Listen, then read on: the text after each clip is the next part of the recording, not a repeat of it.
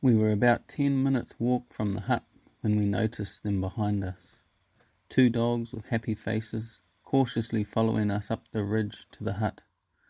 The boss, Andy M., told me they would probably be a couple of lost hunting dogs from the village below us. We settled into our hut for the week and paid little attention to our two new campmates. After dinner, Andy told me to give the dogs a feed and tie them up under the porch for the night. Both dogs were treated to some leftover potatoes and a couple of handfuls of old Tuck's biscuits, which had been left in the hut. I gave the dogs a pat and talked to them for a bit. As I looked closely at both dogs, I got that funny tingling feeling when I'm excited.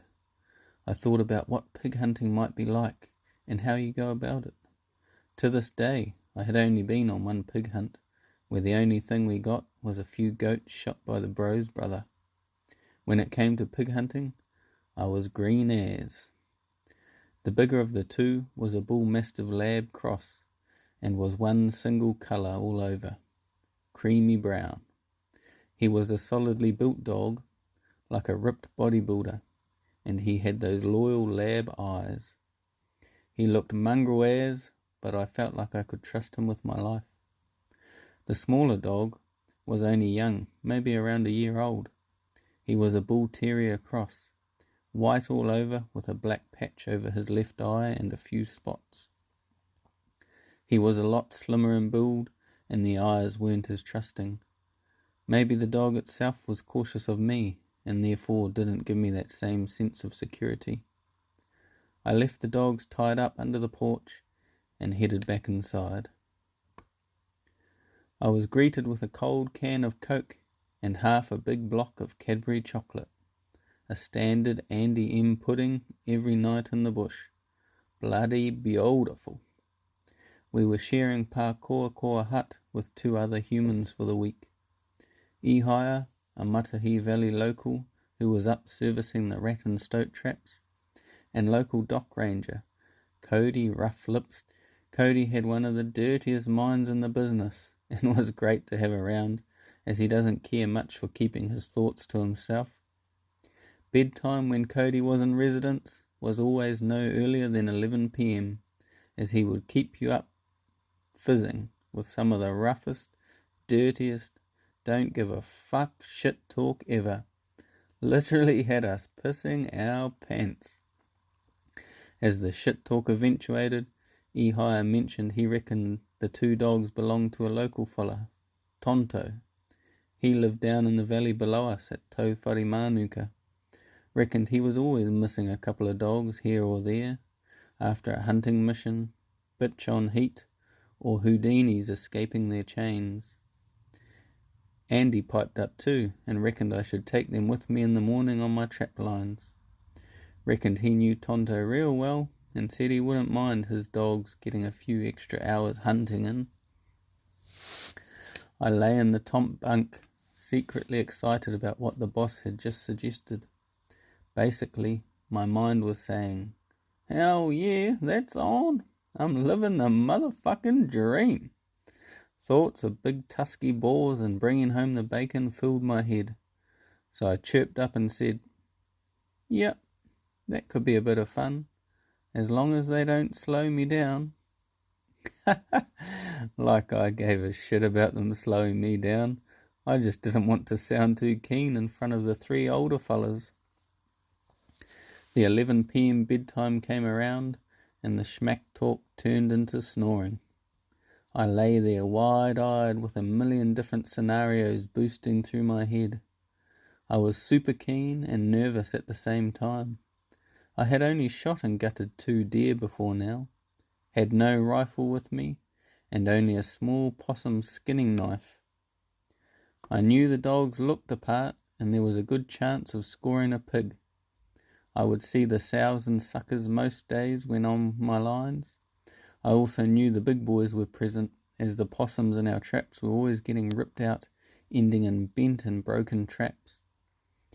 As I lay there trying hard to go to sleep, I was focused on remembering the details to every pig hunting yarn I had heard others speak. I suppose I was trying my best to self-educate before the morning. 6 a.m. came around too quickly, and I was reluctant to get out of bed. Walking steep to Udawita spurs, ridges, and stream hopping for 12 to 14 hours a day definitely makes you sleep well, especially rough lips keeps you up all night. This was also well before the time in my life when coffee was the first thing on my mind in the AM. So instead, I sorted some gear and had a big scull of water, which was my morning ritual. Ice cold Udawita water definitely wakes the body. A splash on the face also, and I was ready for a feed. I've always struggled having big brekkies so early and after a massive dinner.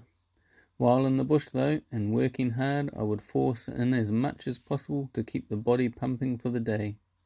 Spaghetti, eggs and bacon on toast was the go this morning, another Andy M special. After brekkie, Andy and I sorted the last of our gear for the day and loaded up. Andy headed out towards the north, while I gave the dogs another feed of tucks and let them clean our breakfast dishes. I was headed south, with a small loop to complete the day.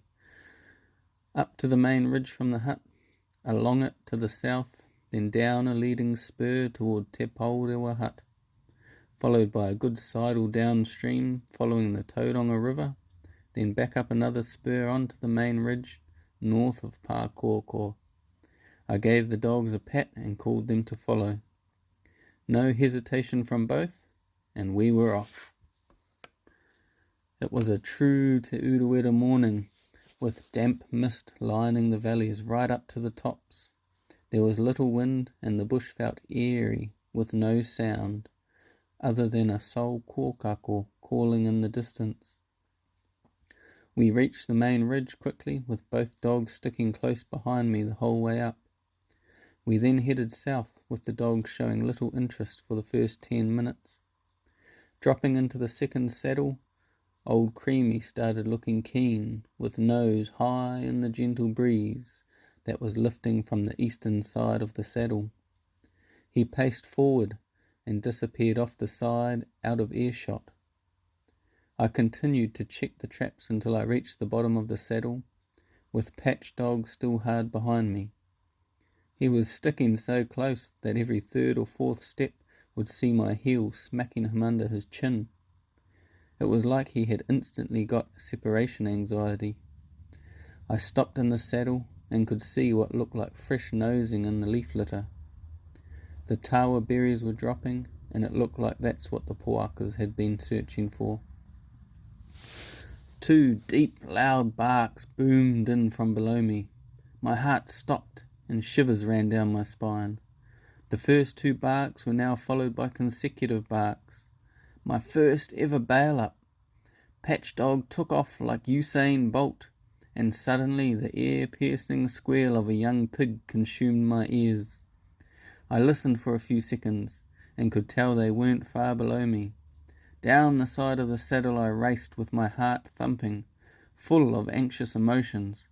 I reached the scene within a minute and could make out both dogs latched onto the ears of a young puaka. I got out my small possum knife, walked in close and grabbed a back foot. The 2 dogs were so strong and ferocious, I couldn't flip the small pig over. After 3 attempts struggling against the dogs, Patch Boy decided I wasn't part of the pack. He let go of the pig and whacked me on the hand, jumped backwards and started bailing me up. To be as honest as possible, I got the fright of my life. Panicked for a few moments, not knowing what to do. Then adrenaline took over, and I told him who the boss really was. After my outbreak of kicking, screaming, and waving my knife around like a mad cunt, Patch grabbed back onto the pig's ear, and I was able to reach under the pig's neck and slowly but surely slit its throat. Blood poured out over the ground, and the ear-piercing squeal turned into a blood-curdling gurgle as the young pig took its last breath. I stepped back and collapsed on my ass, taking in some deep breaths. I have to admit, at that point in time, I was not at all impressed with what I had just experienced, including my own efforts. Luckily, Creamy and Patch Dog didn't give me too long to dwell on it, as they started playing the good old game of "That's my pig cunt, so fuck off." Again, I got a hell of a fright as the two dogs started ripping each other to pieces, and again the adrenaline kicked in enough for me to show the both dogs who the real boss is and settle them down. Once all three of our tempers cooled, I decided to tie both dogs up away from each other, and the pig. They were tied to a tree each, and I set about dealing with the pork. The gut bag was cut open instantly, and the pungent smell of warm, fermented berries filled my nostrils, causing a few gag reflexes. Bloody amateur. I finally sussed out getting the guts out, sat down for another breather, and reflected on what had just happened. Although the squealing, the killing, and the dog's aggressiveness weren't my cup of tea, the overall experience, adrenaline, and achievement of sorting it all out had given me a great deal of satisfaction. I untied the dogs, carried the pig up to the saddle where it was hung in a tree, and carried on south, checking traps.